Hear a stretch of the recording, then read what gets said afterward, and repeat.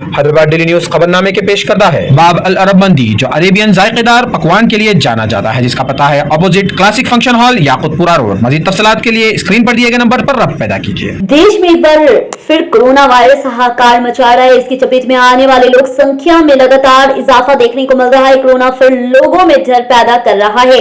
अगर स्वास्थ्य मंत्रालय के नए आंकड़ों पर गौर करते तो एक्टिव केस 4000 के पार पहुंच गया है। इसके साथ ही कोविड का नया वेरिएंट JN1 भी तेजी से अपना पैर पसार रहा है। वहीं WHO के अनुसार देश में पिछले 24 घंटों में कोरोना वायरस 756 नए मामले सामने आए, जबकि 5 लोगों ने कोविड से दम तोड़ दिया है। वहीं केरल और महाराष्ट्र में 2-2 और जम्मू कश्मीर में मरीज की मौत हुई है। साथ ही एक्टिव केसों की संख्या में 4439 पहुंच गई है। वहीं नए साल में लगातार कोविड के नए केस बढ़ रहे हैं। देश में कोरोना वायरस के नए वेरिएंट JN1 का वायरस भी तेजी से फैल रहा है। अब तक इसकी चपेट में आने से 12 राज्य आ चुके हैं। वहीं 4 जनवरी तक कुल 616 केस दर्ज किए गए हैं। वहीं नए वेरिएंट से सबसे ज्यादा कर्नाटक प्रभावित है, जहां JN1 के 199 मामले दर्ज किए गए हैं। साथ ही केरल और महाराष्ट्र में संक्रमित मरीजों की संख्या 100 के पार पहुंच चुकी है। इस वक्त कोरोना वायरस के नए वेरिएंट दुनिया भर में तेजी से अपना संक्रमण फैला रहा है। हालांकि WHO ने कहा है कि ये वायरस ज्यादा खतरनाक नहीं है, लेकिन इससे लोगों को सतर्क रहने की जरूरत है।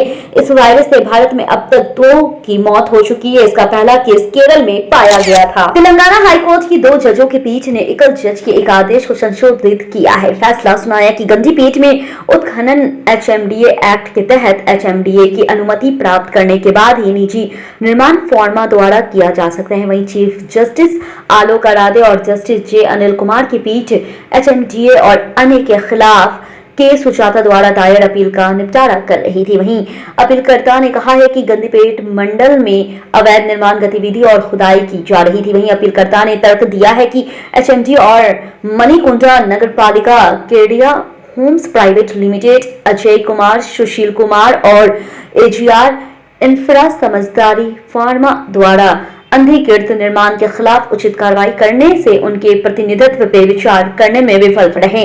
वहीं प्रतिवादी अधिकारियों ने तर्क दिया है कि गंडीपेट मंडल के पूपलगुड़ा में उत्खनन कार्य को छोड़कर कोई निर्माण गतिविधि नहीं चल रही थी और कहा है कि याचिकाकर्ता का प्रतिनिधि जांच के अधीन था। इससे पहले एक एकल जस्टिस ने कहा था कि मणिकुंज नगर पालिका को यह सुनिश्चित करना चाहिए कि निजी निर्माण कंपनियां अधिकारियों से अनुमति प्राप्त किए बिना मिट्टी की खुदाई के अलावा कोई अन्य निर्माण नहीं करेगी। वहीं अपील में अदालत के ध्यान में यह भी लाया गया कि निजी फॉर्मा को उत्खनन करने की अनुमति दी गई है। अपीलकर्ता ने कहा इसी बहाने वे अवैध निर्माण कर रहे थे। हालांकि पीठ ने अपील का निपटारा करते हुए पिछले आदेश परिवार का फैसला सुनाया कि खुदाई केवल HMD की पूर्व अनुमति से ही की जा सकती है। वहीं न्यायमूर्ति तेलंगाना हाईकोर्ट ने भास्कर रेड्डी से करुण नगर में नर्सरी की सुरक्षा व वनस्थलीपुरम पुलिस स्टेशन की गैर को चुनौती देने वाली रेट याचिका में वन विभाग को पक्षकार बनाने का निर्देश दिया है। वहीं जस्टिस बी सनी द्वारा दायर एक रिट याचिका पे विचार कर रहे थे, जिसमें सामाजिक संस्कृति और पर्यावरण संरक्षण केंद्र में घुसपैठ करने वाले उपद्रवियों के खिलाफ कार्रवाई करने में पुलिस की विफलता पर सवाल उठाया गया है। वहीं याचिकाकर्ता ने आरोप लगाया कि बदमाशों ने CSCEP काले का ताला तोड़ दिया और बिना किसी कारण संपत्ति को नुकसान पहुंचाया। वही महत्वपूर्ण दस्तावेज चुरा लिए। वहीं न्यायाधीश ने याचिकाकर्ता को वन विभाग को पक्ष में बनाने का निर्देश दिया और पुलिस को 7 फरवरी तक अपना जवाबी हलफनामा दाखिल करने का जवाब मांगा है। 2 पहिया वाहनों की कीमतों में वृद्धि और ऑटो रिक्शा में माल की परिवहन की दर शहर में मोटरसाइकिल और स्कूटर की मांग को बढ़ा रही है। वही सूत्रों के मुताबिक बिना किसी दस्तावेज की मोटरसाइकिल या स्कूटर मॉडल और वाहन की स्थिति के आधार पर 15,000 से लेकर 25,000 रुपए के बीच कीमत पर बेचा जाता है। हालांकि केवल एक बात जो सूची नहीं करेगा वो ये है कि वाहन चोरी हो गया है। जी हां, एक स्कूटर मैकेनिक मोहम्मद आमिर ने कहा है कि विक्रेता कोई अन्य बहाना पेश करेगा, जैसे दस्तावेज उपलब्ध नहीं है या वह चिकित्सा आपातकालीन के कारण गिरावटी रखना चाहता है।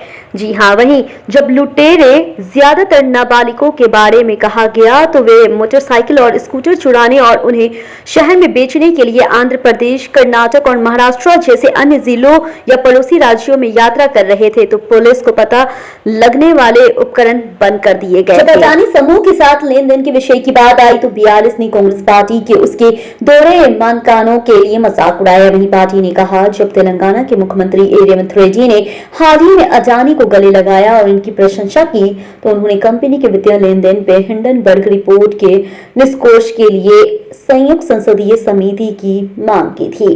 वहीं क्या ये कांग्रेस पार्टी राहुल गांधी जी के दोहरे मानदंडों को एक बेहतरीन मामला नहीं है?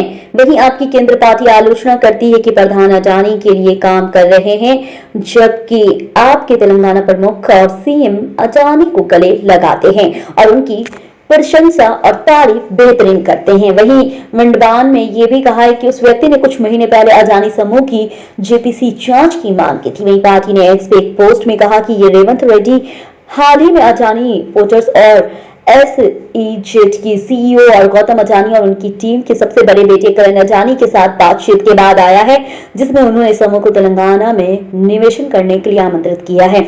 वहीं व्यवसाय समूह का इरादा राज्य में एक पंप भंडारण, बिजली सुविधा और एक पवन ऊर्जा परियोजना विकसित करने को भी कहा है। मुख्यमंत्री ने अडानी कंपनी के प्रतिनिधि मंडल को आश्वासन दिया कि राज्य सरकार औद्योगिक विकास को बढ़ावा देने और अधिक रोजगार के आवास पे पैदा करने के लिए नए उद्योग और आवश्यक सुविधाएं, बुनियादी ढांचा और सब्सिडी प्रदान करेगी। वहीं CM ने कहा है कि सरकार तेलंगाना में उद्योग स्थापित करने के लिए अडानी कंपनी से निवेशन आमंत्रित कर रही है। वहीं अडानी समूह के प्रतिनिधियों ने कहा कि कंपनी मौजूदा परियोजना को जारी रखेगी और नई परियोजनाएं स्थापित करने के लिए सरकार से आवश्यक समर्थन